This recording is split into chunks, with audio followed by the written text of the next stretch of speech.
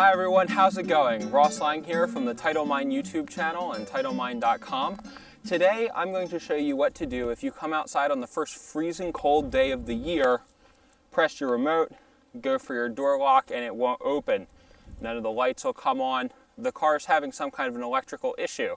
What happened? It was working great just yesterday. Well, I'll show you. If the car is completely dead, nothing will respond to the remote. Then you need to give it a jump start to try to get it some juice back.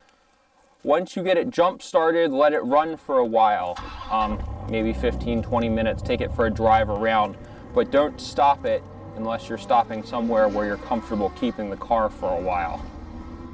If after a nice long drive the car still won't start, particularly if the car won't start and when you push the clutch in and turn the key, it makes this sound, click of the starter. If that happens, grab your lock lug key because your battery has a dead cell. You're going to have to pull the back wheel off and change it. For this repair, you'll need 10 tools: a 1/2-inch drive ratchet, a 1/2-inch drive extension, a 1/2-inch drive 1/2-inch socket, a 1/2-inch drive 3/4-inch socket, needle nose pliers, a 1/4-inch drive ratchet, a 12mm 1/4-inch drive socket, a 10mm 1/4-inch drive socket, and an 8mm 1/4-inch drive socket. You'll also need a floor jack capable of lifting the Viper's approximately 3,500 pound curb weight. You may want to use jack stands too. I don't for this repair because no part of my body is ever substantially under the car. So to start, as always, you're going to go for the rear jacking point. Look for this little nub hanging down here, right there. That's going to be what you're aiming for. That's the jacking point for the jacks. You're going to want to get this under there. Be careful to avoid the rocker panel. Once the jack is in position, 3/4 socket. I like to use an extension. Remember to use a socket. Never use a tire iron. You'll end up buggering up the holes that the lug nuts go into.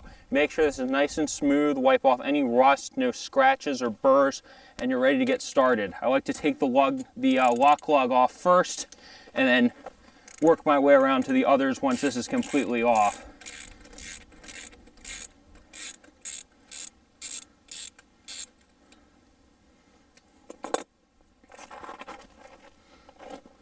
Remember, obviously, that you don't want to take all of the lugs off completely until you start raising the car. You just want to break them loose.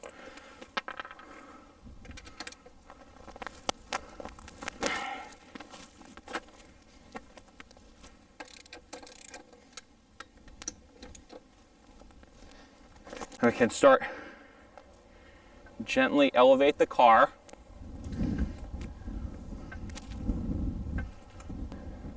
All right, now it's up off the ground. We can take this the rest of the way off. Oops.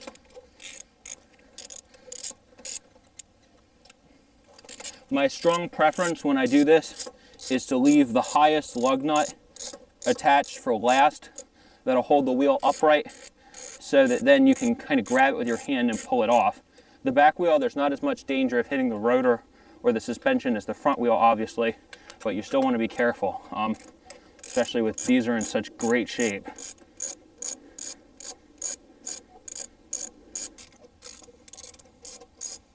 All right, that's all of them. So with these out of the way, now I'm going to grab this, put a foot on the bottom to support it, very, very carefully remove it from the car.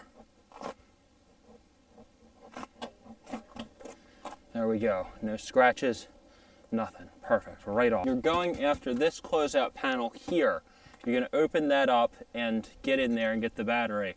There's one little plug up here at the top that you have to pull off with pliers. There's two 12mm bolts up in here. There's 3 8mm out here. You can use a small ratchet for that. And then if you look underneath the car, there are 4 more 12mm bolts down here that need to come off. just the ones on this edge. You don't have to take the ones off that are on the far side of the fascia. So let's do this. First, grab this one and pull, and it comes right out. Then we can go after these larger ones here.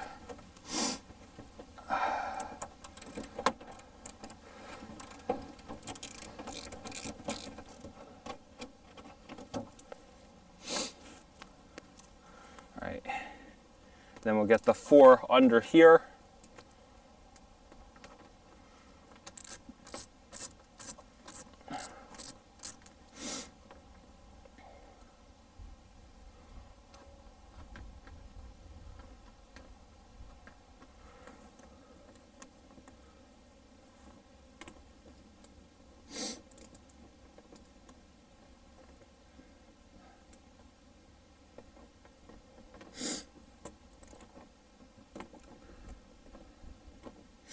These are quite long. All right, there you go. That's what those look like. So remember, when you're pulling these out, the 2 shorter 12 mils go inside the fender well. The long ones hold the fender on at the back. So don't, I mean, it shouldn't be too hard to get them confused. The 2 inside are a different size, but keep your eyes peeled. We've got the 3 on the outside here, which we can take off with our smaller 8mm socket up right here. So all in all, that's 9 fasteners, including the one that you had to pull off with pliers, holding this panel on, just to get access to your battery. I've seen some newer supercars now have a battery closeout panel right in the trunk that you can just crack open, and I think that's pretty great, to be perfectly honest.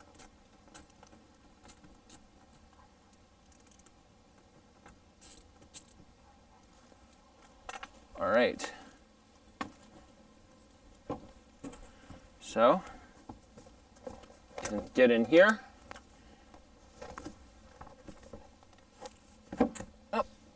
We still caught on something. Oh, I stand corrected. There's one additional bolt down here. This looks like it's probably not either an 8 or a 12. Huh. Of course, because that would be too convenient. Nope, this one is a 10. So now you need an 8, a 12, and a 10mm socket and pliers to get this thing off so that you can get access to your battery. A lot of stuff is like this on the car. It's a good thing that this thing is so reliable. All right, so that one's out, and that one is yet a different size and shape. With that off, you can gingerly, this is made of rubber, so it shouldn't scratch, but you should still be careful, and then gingerly pull this out, and in here we have our battery tray. So here's your battery. You're going to want to disconnect the terminals, which are under those caps. Notice this one is a Mopar Performance. Probably hasn't been changed in a while. So we're back to the 8mm again with this. So you're going to want to put that on the terminal, disconnect it. Terminal's clear. And do the same thing. Probably really difficult to see. I've got the ISO cranked up a little bit, so I hope you can see what's what in here. But in here is the negative terminal, so you're going to pull that cap off as well, right, like so, and then you can go after that one as well. Real nice and clean terminals because they're sealed off and isolated. Battery has gotten kind of dirty back here. So those are gone. Now we're going to go after the tie down, this metal thing, and we should be able to just pull the battery off the tray at that point. What you actually want to do is go from underneath the battery support, and you can see that bolt right there. Maybe we can get it in focus. And Anyway, you're going to go after that bolt right there with a 1/2 inch socket to loosen this whole thing up. Once the battery tie down has been fully removed and pulled out, then you can take hold of the battery with both hands and gently lift it out. I'm not going to film myself doing that because I want to keep both hands so that it doesn't drop on this fragile rear fascia and crack it. Alright, so once it's in and you've got everything all torqued up, tighten down the tie down nice and tight, tighten up the battery terminals and put the caps on, and then you should be all set to go. So now all we have to do is put this panel here back on and we're ready to rock and roll. All right, the moment of truth arrives. See how we did. All the power looks good and everything. Let's give it a start.